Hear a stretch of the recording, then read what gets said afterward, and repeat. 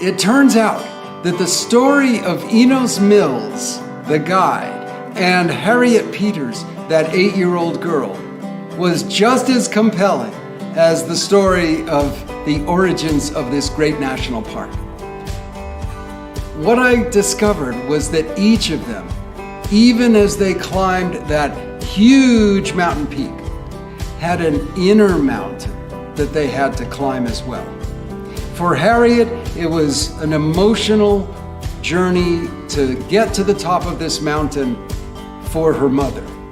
And for Enos Mills, it was a turning point, because at that moment of his 20-year quest, he was immensely discouraged about his chances to prevail over the powerful mining and development interests that did not want to see this place protected as a national park.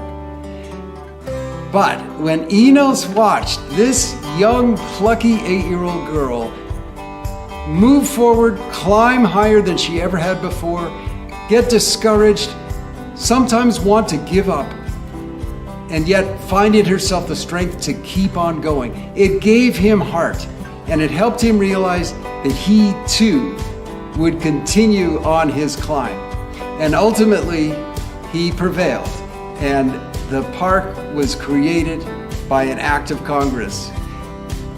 He always thought about that young girl, though, and what she had done to help inspire him. It was their inner mountains that really were the bigger peaks that both of them had to climb that day. Join me now for a brief reading from High as a Hawk. This part I'm going to read comes at a point where Harriet is very discouraged. Not only does she have so far to go and so high to climb, but she's developed a big blister on her heel, and it makes it hard even to take a step, let alone thousands of steps. That's the illustration on the page.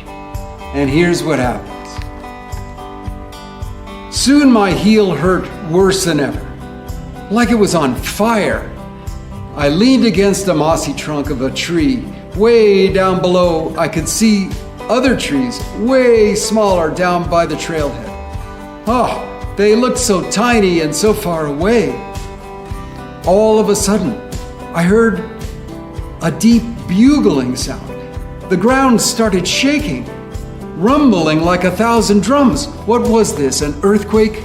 Just then, a great bull elk bounded out of the trees, busting through the branches with his rack. He ran right in front of us, followed by a herd of 70 or 80 more. It took a long while for all those hooves to stop pounding, and even longer for my heart to do the same.